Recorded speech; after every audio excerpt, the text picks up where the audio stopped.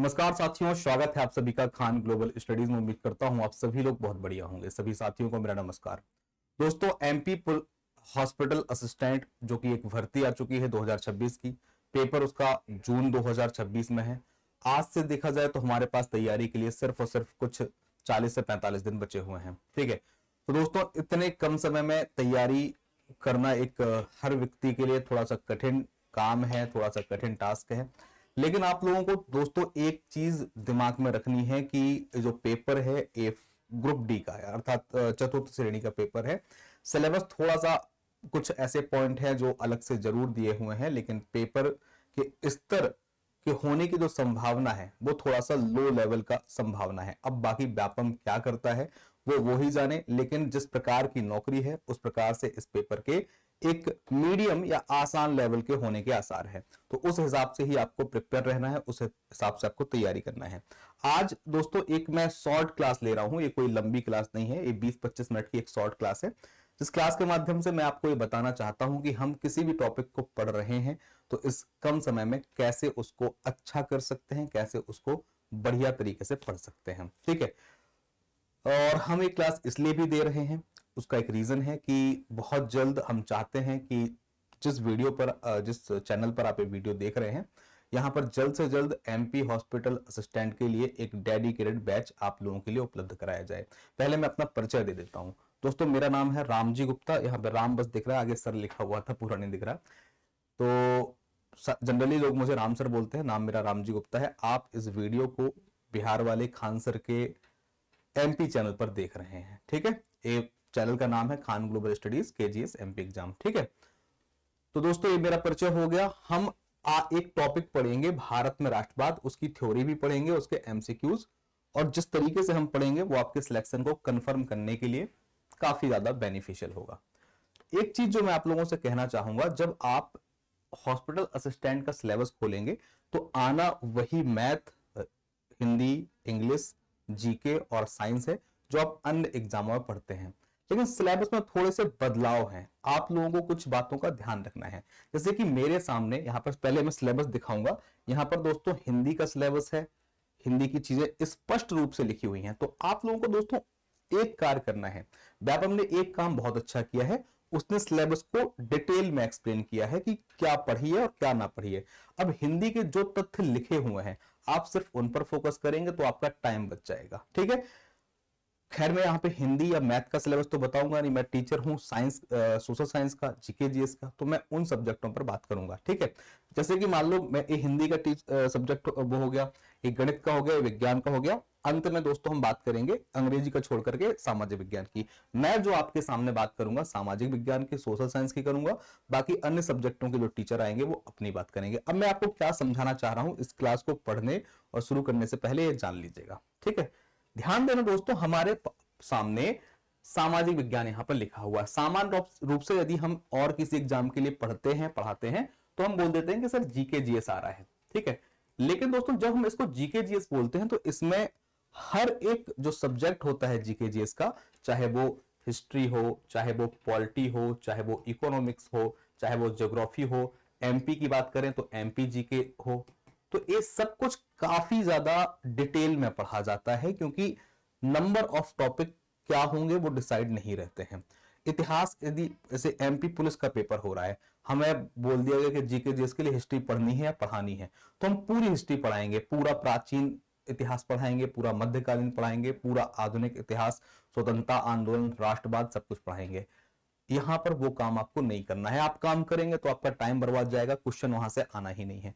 स्पष्ट रूप से उसने इतिहास के सिलेबस को मेंशन करके रखा हुआ है, जिनमें से पहली पॉइंट तो आपको बता दें कि भले ही एमपी का पेपर हो, लेकिन यहां पर आपको एमपी जीके नहीं पढ़ना है। ठीक है, क्योंकि एमपी जीके कहीं पर भी एक शब्द भी इन्होंने मेंशन नहीं किया है।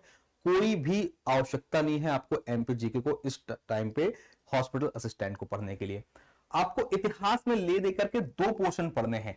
एक यूरोप का राष्ट्रवाद है। अब यूरोप का राष्ट्रवाद जो है सर, ये सभी के लिए, ज्यादातर बच्चों के लिए नया होगा, क्योंकि ये वर्ल्ड हिस्ट्री का टॉपिक है। ठीक है, लेकिन जो भारत का राष्ट्रवाद वाला टॉपिक है, इसकी आज मैं आपको एक क्लास दे रहा हूं, शॉर्ट क्लास दे रहा हूं, बड़ी तो नहीं है, एक इंफॉर्मेटिव वीडियो के तौर पर क्लास दे रहा हूं। अब ये भारत का जो राष्ट्रवाद है एक किस जगह का टॉपिक है? इतिहास में जब हम आधुनिक भारत का इतिहास पढ़ते हैं, आधुनिक भारत के इतिहास में जो हमारा स्वतंत्रता आंदोलन है या स्वतंत्रता के लिए जो हम लोगों ने प्रयास किए हैं, उस प्रयास की शुरुआत भारत में बढ़ते हुए राष्ट्रवाद से ही होती है। तो मैं राष्ट्रवाद वाला टॉपिक आपको समझाऊंगा और आज एक्सप्लेन भी करूंगा, उसके कुछ क्वेश्चंस भी आपको सॉल्व कराऊंगा। ठीक है, ध्यान देना दोस्तों, आपको बस इतना समझ लेना है कि यहां पे हमारा काम कितना आसान हो जाएगा। आप समझिए, हिस्ट्री यदि मैं आपको पढ़ाता तो पूरी एनिशियंट हिस्ट्री यानी कि प्राचीन भारत पढ़ाता, प्राचीन इतिहास पढ़ाता, जिसमें सिंधु घाटी सभ्यता, पाषाण काल, मौर्य काल या मध्यकालीन इतिहास में दोस्तों मुस्लिम आक्रमण हो गया, गुलाम वंश हो गया, तुगलक वंश हो गया, खिलजी वंश हो गया, फिर मुगल साम्राज्य, बाबर, अकबर, कितनी सारी चीजें पढ़ जाती हैं।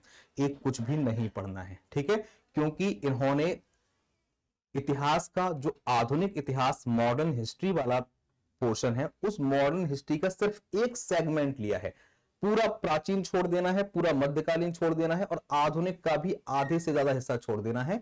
सिर्फ भारत में राष्ट्रवाद यानी कि देश को स्वतंत्रता दिलाने के लिए जिन लोगों ने जो प्रयास किए थे, वो प्रयास राष्ट्रवाद के अंतर्गत ही आते हैं। वही सारे टॉपिक आपको पढ़ने हैं। ऐसे ही दोस्तों भूगोल में पूरा भूगोल नहीं पढ़ना है, सिर्फ संसाधन, वन्यजीव पर वन्यजीव का मतलब यहां पे आपके भारत के नेशनल पार्क या वाइल्ड लाइफ सेंचुरी से है, जल संसाधन, कृषि, खनिज और जो भी आपके उद्योग धंधे हैं। ऐसे ही सर राजनीति के कुछ सिलेक्टेड टॉपिक हैं और ऐसे ही अर्थशास्त्र के। तो टॉपिक सिलेबस में हमें कठिन लग रहे होंगे, ये बात सत्य है, लेकिन जो हम पूरा हिस्ट्री, पॉलिटिक्स, ज्योग्राफी, इकोनॉमिक्स पढ़ते हैं, उसके कुछ छटे हुए भागों को ही यहाँ पे लिया गया है और जिनको 40-45 दिन में बहुत ही अच्छे से पढ़ना और पढ़ करके दोस्तों उनको कंप्लीट करके उनकी प्रैक्टिस करना आसान हो जाएगा यदि आप थोड़ा दिमाग से पढ़ेंगे। जैसे कि मैं आपको आज एक टॉपिक पढ़ा रहा हूं, लेकिन इसका मतलब ये नहीं कि आज एक ही क्लास में मैं पूरा भारत का राष्ट्रवाद पढ़ा दूंगा। हाँ, मैं शॉर्ट में कुछ उसकी जानकारी दे दूंगा, थोड़े बहुत कुछ क्वेश्चन करा दूंगा, तरीका बस समझ लीजिएगा एक बार, ठीक है। चलिए, तो मैं यहां पर आज फोकस कर रहा हूं भारत में राष्ट्रवाद की।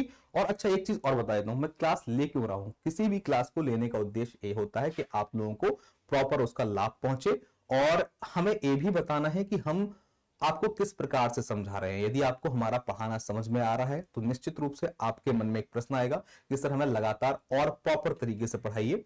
तो दोस्तों, इस वीडियो के समाप्त होने के बाद हमारा आपसे जो उद्देश्य है वो ये है कि आप क्या हमसे प्रॉपर तरीके से इसी तरीके से पढ़ना चाहते हैं बैच में, क्योंकि हम इसका एक शॉर्ट बैच लाना चाहते हैं 35, 40, 45 दिन का, जो भी आपका एग्जाम का टाइम है, जिसको हम टारगेट बैच बोलते हैं।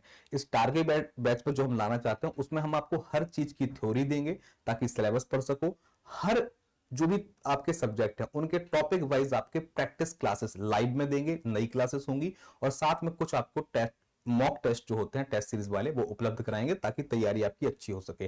तो ये हमारा फॉर्मूला रहेगा। लेकिन अभी हमने एक वीडियो बनाया था, उसमें बहुत से लोगों ने मांग करी है कि सर बैच लाइए। इस वीडियो में भी आप लोगों का एक फर्ज बनता है, जिनको बैच चाहिए वो अवश्य बताएं कि हाँ जी सर 1-2 दिन के अंदर अंदर बैच ले आओ, हम ले आएंगे, ठीक है। अब फिलहाल हम अपने टॉपिक पे आते हैं, ठीक है। चलिए दोस्तों, भारत में राष्ट्रवाद का उदय। पहली बात तो समझिए कि राष्ट्रवाद होता क्या है, मेरी बातों को ध्यान से समझिए। किसी भी देश में राष्ट्रवाद का उदय होगा क्यों?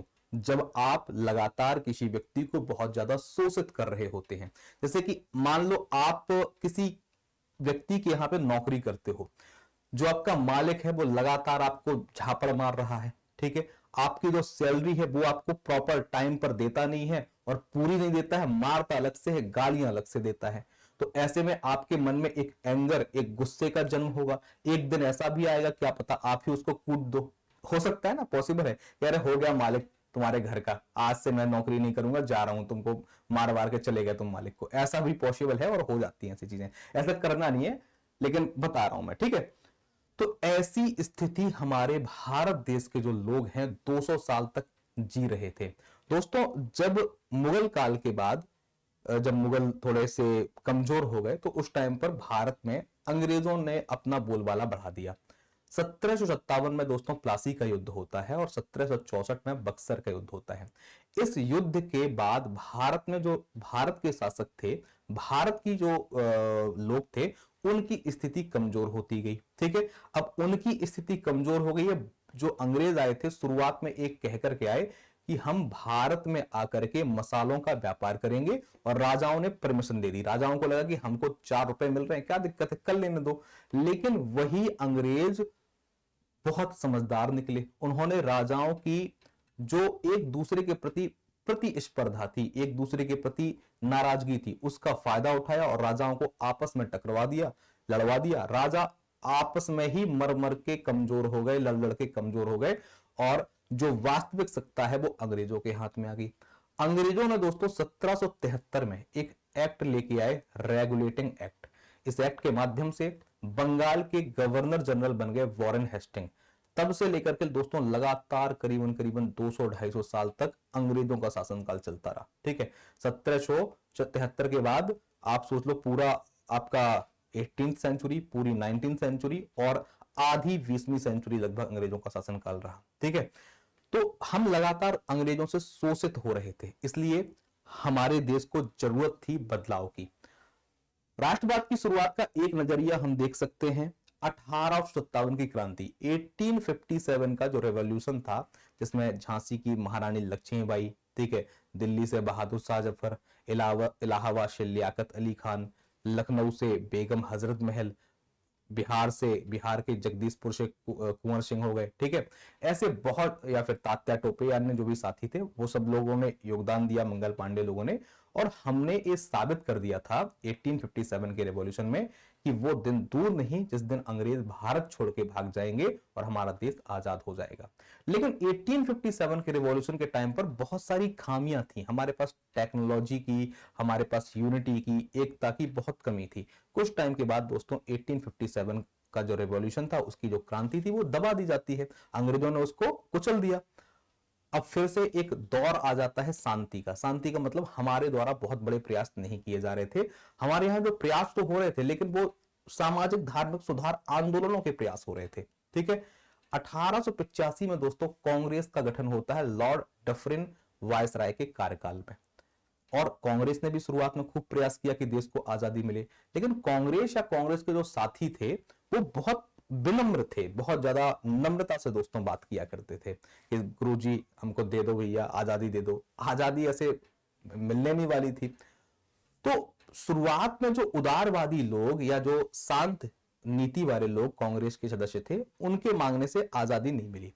तो दौर शुरू हो गया उग्रवादियों का। कांग्रेस के ही कुछ नेता जो थोड़ी से गुस्सैल रवैये के थे, जिनको जल्दी गुस्सा आ जाता था कि नहीं ऐसे मांगने से नहीं मिलेगी, ऐसे ही कुछ लोग जैसे कि बाल गंगाधर तिलक, जैसे कि लाला लाजपत राय, जैसे कि बिपिन चंद्र पाल, ऐसे कुछ लोग जिनको गर्मपंथी कहा जाता है, उग्रवादी कहा जाता है, ये लोग दोस्तों कांग्रेस से अलग हो गए।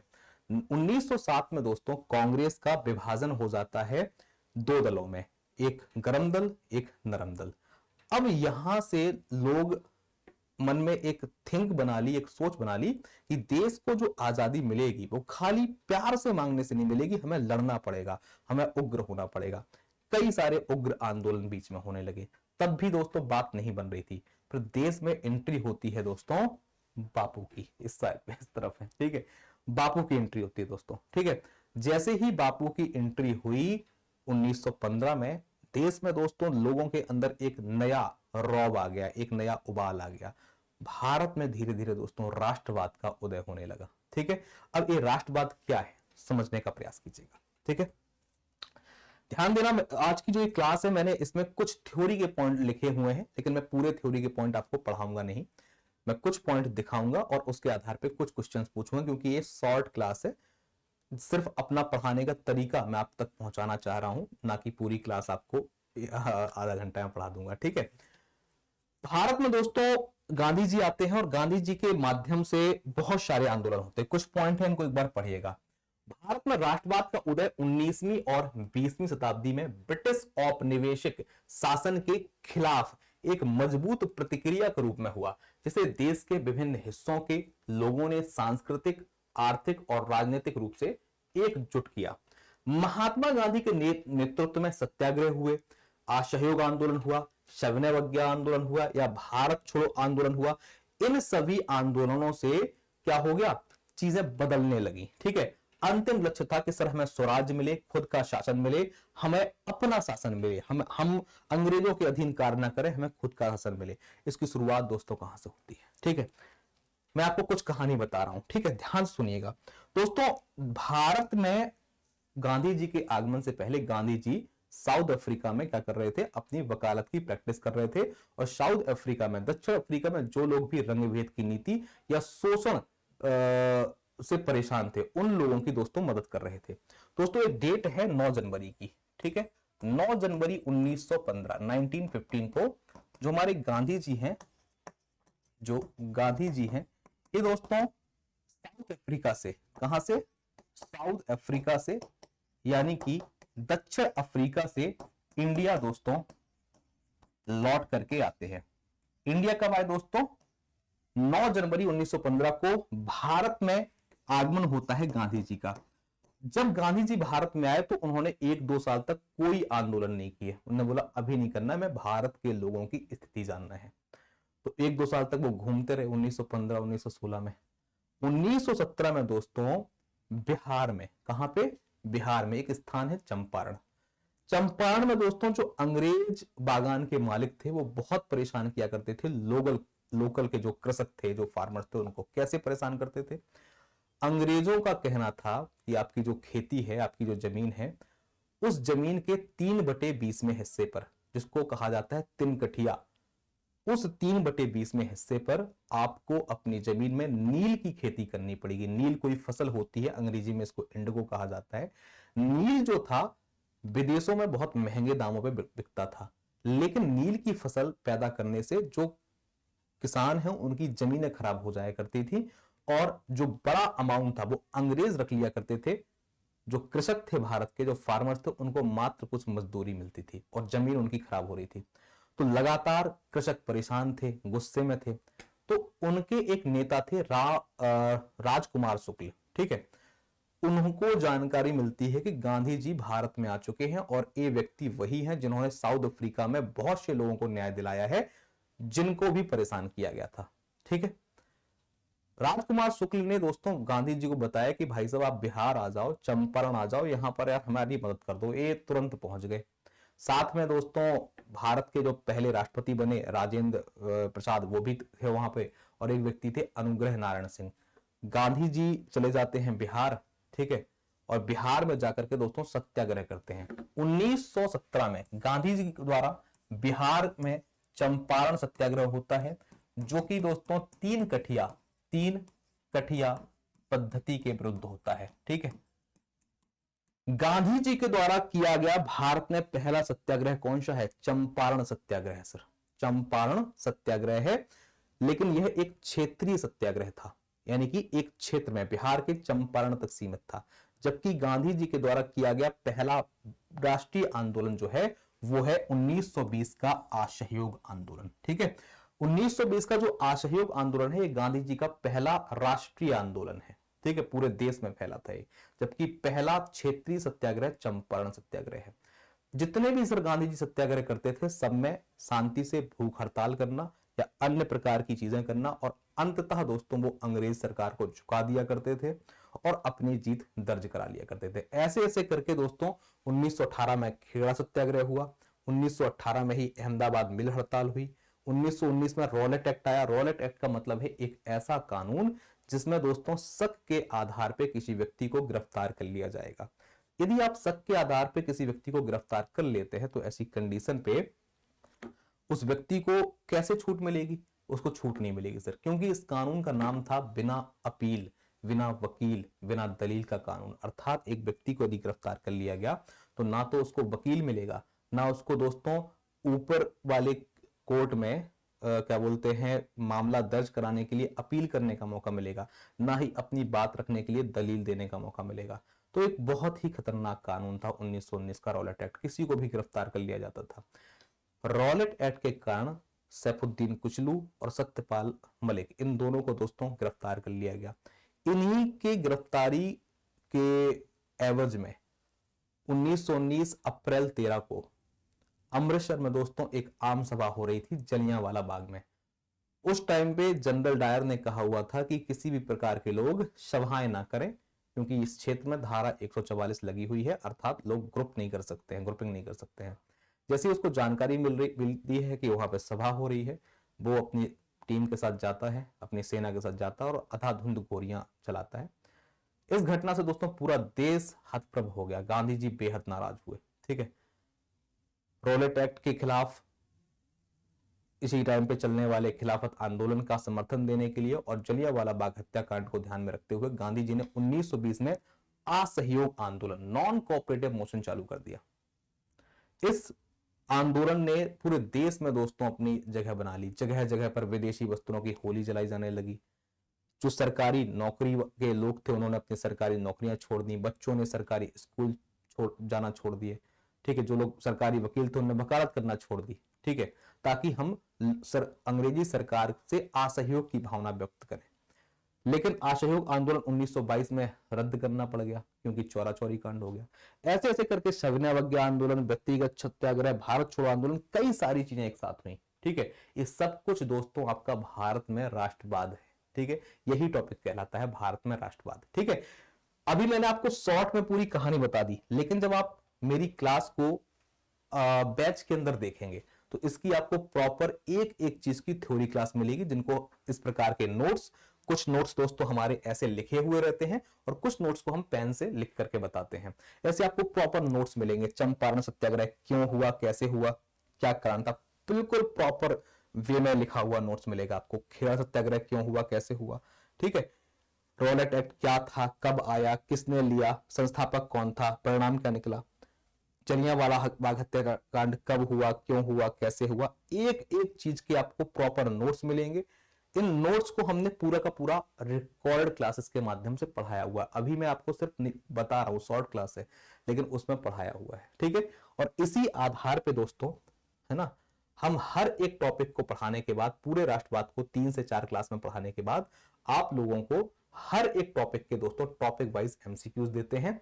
जैसे कि यहां पर पहला क्वेश्चन दोस्तों लिखा हुआ है, गांधी जी ने किस कानून को काला कानून कहा था। ठीक है, ऊपर एमपी पुलिस कांस्टेबल लिखा है, वो लिखा रहने दीजिए, उससे कोई दिक्कत नहीं है। एक क्वेश्चन सभी एग्जाम में आते हैं इसलिए लिखा हुआ है। ठीक है, एक क्लास अभी मैंने कुछ दिन पहले कांस्टेबल के लिए ली थी, अब आपको बता रहा हूं। एक क्वेश्चन दोस्तों क्या है, एक क्वेश्चन जो है आपका प्रश्न जो है ये राष्ट्रवाद के क्वेश्चन है। ठीक है, अभी मैंने आपको शॉर्ट में कहानी बताई। यदि आप इसी चीज को हमारे बैच में देखेंगे तो जो मैंने पॉइंट को स्किप कर दिया है, इन पॉइंटों की पूरी आपको प्रॉपर रिकॉर्डेड क्लास मिलेगी और उस आधार पे क्वेश्चंस मिलेंगे, ताकि टॉपिक वाइज चीजों को थ्योरी पढ़ें, सिलेबस पढ़ें, नोट्स बनाएं, इसके बाद ये क्वेश्चंस करें। अभी मैं आपको शॉर्ट में क्वेश्चंस की इंफॉर्मेशन देता हूं। सर, गांधी जी ने काला कानून यानी कि ब्लैक लॉ किसको कहा, तो ये कहा था दोस्तों रॉलेट एक्ट को। क्यों कहा, 1919 का आया हुआ रॉलेट एक्ट, इसमें इसे कहा जाता है बिना वकील, बिना अपील और बिना दलील का कानून। इसलिए काला कानून कहा क्योंकि किसी भी व्यक्ति पर यदि अंग्रेजों को शक है तो उसको वो गिरफ्तार कर लेंगे। अब ना उसको अपनी सफाई में कुछ कहने का मौका मिल रहा है, ना ही वो अपर कोर्ट में अपील कर पा रहा है, ना ही उसको वकील से बात करने दी जा रही है, सीधे गिरफ्तार किया और बस दोषी हो गए। ठीक है, इसलिए सर रॉलेट एक्ट का को काला कानून कहा गया। क्रम के अनुसार आपको कुछ घटनाएं बतानी है। यदि आप लोग प्रॉपर तरीके से इस चीज को पढ़े होते या पढ़ लिया होता या पढ़ चुके हो तो आप इजीली आप ये बदल सकते हो कि एक किस किस साल की घटनाएं हैं। साइमन कमीशन दोस्तों 1927 में बना था, लेकिन भारत आया था 1928 में। असहयोग आंदोलन 1920 में गांधी जी के द्वारा चलाया गया कानून है। पूना पैक्ट दोस्तों गांधी जी और डॉक्टर भीमराव अंबेडकर के बीच में हुआ एक समझौता था जो कि दलितों से संबंधित था। गांधी इरविन पैक्ट 1931 में 5 मार्च को हुआ था। अब क्रम के अनुसार क्या बनेगा घटना, सबसे पहले दोस्तों ऑप्शन नंबर 2, फिर 1, फिर 4, फिर 3। 2 1 4 3 कहां लिखा है, 2 1 4 3, ऑप्शन नंबर डी करेक्ट हो जाएगा। यदि हम, अब आप बोलेंगे सर आपने तो तुरंत लिख दिया, कैसे बन गया आपसे। मैंने क्या बोला कि इससे पहले मैंने कुछ थ्योरी के पॉइंट बताए थे जिनको मैंने दिखाया है, पढ़ाया नहीं है। ये सब कुछ आपको रिकॉर्डेड क्लासेस के माध्यम से डिटेल में बताई जाती हैं, डिटेल में बताई गई हैं, वो आपको मिलेगा। बस ये आपको एक तरीका बता रहा हूं। ठीक है, चंपारण सत्याग्रह के दौरान महात्मा गांधी के साथ कौन शामिल था? दोस्तों 1917 में बिहार के चंपारण में गांधी जी के द्वारा भारत में पहला सत्याग्रह आयोजित किया गया। भारत में पहला क्षेत्रीय सत्याग्रह आयोजित किया गया बाय गांधी जी। ठीक है सर, इसमें न्योता तो दिया था राजकुमार शुक्ल ने, लेकिन साथ में थे भारत के पहले राष्ट्रपति राजेंद्र प्रसाद और अनुग्रह नारायण सिंह, जिनका मैंने भी आपको नाम बताया था। सर ये चंपारण सत्याग्रह का संबंध किससे है? ये संबंध है 3 कठिया पद्धति। इसका मतलब है 3/20 जो हिस्सा है जमीन का, उसमें दोस्तों आपको नील की खेती करनी होगी। इस नील की खेती के विरोध और इस 3 कठिया पद्धति के विरोध में ही चंपारण सत्याग्रह हुआ था। ठीक है, रॉलेट एक्ट का दोस्तों लक्ष्य क्या था? युद्ध प्रयासों को अनिवार्य आर्थिक समर्थन देना, बिना मुकदमा चलाए बंदी बनाना और मुकदमों की सुनवाई संक्षिप्त प्रक्रिया द्वारा। बिल्कुल ऑप्शन बी करेक्ट होगा, यही मैंने बताया, बिना मुकदमा चलाए, शक के आधार पर गिरफ्तार कर लिया, मुकदमा चलाना ही नहीं है, सीधे दोषी बनाना है, वो भी एक शॉर्ट प्रोसेस के माध्यम से। ठीक है, अगला क्वेश्चन है, गांधी जी भारतीय राष्ट्रीय कांग्रेस के कितनी बार अध्यक्ष बने? गांधी जी दोस्तों सिर्फ एक बार आईएनसी के अधिवेशन के अध्यक्ष बने थे। 1924 में 1924 में कांग्रेस का 40वां अधिवेशन हुआ था। ठीक है, ये अधिवेशन दोस्तों कर्नाटक के बेलगांव में हुआ था, जिसे कहा जाता है बेलगाम। ठीक है, क्लियर है? चलिए, तो अभी दोस्तों मैंने 5 प्रश्न कराए हैं, बस मैं इतने ही करके क्लास को समाप्त कर रहा हूं। मैं आपको दोस्तों एक चीज समझाना चाह रहा था जो मैंने समझाई है। देखिए, हम सब जानते हैं कि सर जो आपका ये पेपर है एमपी हॉस्पिटल असिस्टेंट का, एक कब है? 24 या 25 जून को है। आज तारीख है 4 मई। पढ़ने के लिए यदि आप थोड़ा बहुत 1-2 दिन का डिस्टर्बेंस काउंट हटा दो तो 40 से 45 दिन ही है। ठीक है, हम सर इस सिलेबस को यदि एक अच्छे ढंग से पढ़ते हैं, एक अच्छे तरीके से पढ़ते हैं, जो सिलेबस में दिया है उन पॉइंटों पर ध्यान देते हुए पढ़ते हैं, तो हमारा सिलेबस ऑन टाइम होगा, हम उसकी प्रैक्टिस भी कर पाएंगे, हम क्वेश्चन सॉल्व भी कर पाएंगे, हम टेस्ट भी लगा पाएंगे और एग्जाम से 4 दिन पहले मन में एक आत्मविश्वास जगा पाएंगे कि हमारा सिलेक्शन हो जाएगा। ठीक है, अभी मैंने आपके सामने 5 प्रश्न किए, हो सकता है आप में से किसी से शायद सबसे ना बन रहे हो। ठीक है, लेकिन उस प्रश्न को करने से पहले मैंने कुछ पॉइंट दिखाए थे जिन पे मैंने ज्यादा चर्चा नहीं करी, सिर्फ आपको बताया है। ये पॉइंट कहां पे थे? ये पॉइंट हमारी थ्योरी में होते हैं। ठीक है, यदि हम इस चीज की प्रॉपर थ्योरी पढ़ लेते हैं, ठीक है, relevant theory. Sir GK GS बहुत बड़ा है, अथाह समुद्र है, लेकिन आपसे पूरा पूछा ही नहीं जा रहा है, आपको सिर्फ उस पॉइंट को पढ़ना है जो आपके सिलेबस पे लिखा हुआ है। आप रिलेवेंट थ्योरी पढ़ लीजिए। ठीक है, और रिलेवेंट थ्योरी को दोस्तों यदि आप लाइव में पढ़ेंगे तो मुझे ऐसा लगता है कि आप ऑन टाइम चीजों को कंप्लीट नहीं कर पाएंगे। ठीक है, आपके पास एक ऐसी क्लास होनी चाहिए जिसको आप फास्ट फॉरवर्ड देख सको, जल्दी से सिलेबस कंप्लीट कर सको, जिसका बेस्ट आइडिया होता है रिकॉर्डेड। ठीक है, यदि आप इन सभी चीजों की प्रॉपर रिकॉर्ड क्लास ले लेते हैं थ्योरी की, प्रैक्टिस आप टीचर से टॉपिक वाइज करिए। ठीक है, एमसीक्यू की क्वेश्चंस की प्रैक्टिस टॉपिक वाइज। जैसे कि मैंने आपको राष्ट्रवाद पढ़ाते समय मैंने आपको गांधी जी के कुछ आंदोलन पढ़ाए, तो उन आंदोलनों की अलग से प्रैक्टिस। यदि मैं आपको राजनीति में लोकतंत्र पढ़ा रहा हूं तो लोकतंत्र के अंतर्गत जो टॉपिक आते हैं उनकी अलग से practice, topic wise MCQ practice कर लेते हैं। और इतना सब हो जाने के बाद आप FLT लगा लेते हैं, फुल लेंथ टेस्ट, यानी कि 100 नंबर का जो पेपर आ रहा है उसमें 100 नंबर के सभी सब्जेक्टों के प्रॉपर क्वेश्चन। आप यदि ये तीनों चीजें कर लेते हैं तो निश्चित रूप से आप 100 में से 80, 85, 90 नंबर के बीच में ला सकते हैं, लेकिन मेहनत करने वाले छात्र ला सकते हैं। ठीक है, तो हम आपको कराने के लिए रेडी हैं इसी फॉर्मूला से जो हम आपको बताए हैं। ठीक है, और यही हम आपको समझाना चाह रहे थे। यदि आप लोग मेरी बात से सहमत हैं, आपको मेरी बात समझ में आई है, मैंने क्या बताया, मैंने आपको कुछ बातें बताई, कुछ पॉइंट दिखाए, ऐसे पॉइंटों से हमारी पूरी थ्योरी की क्लासेस मिलेंगी। ठीक है, ये रिकॉर्ड फॉर्मेट में मिलेंगी।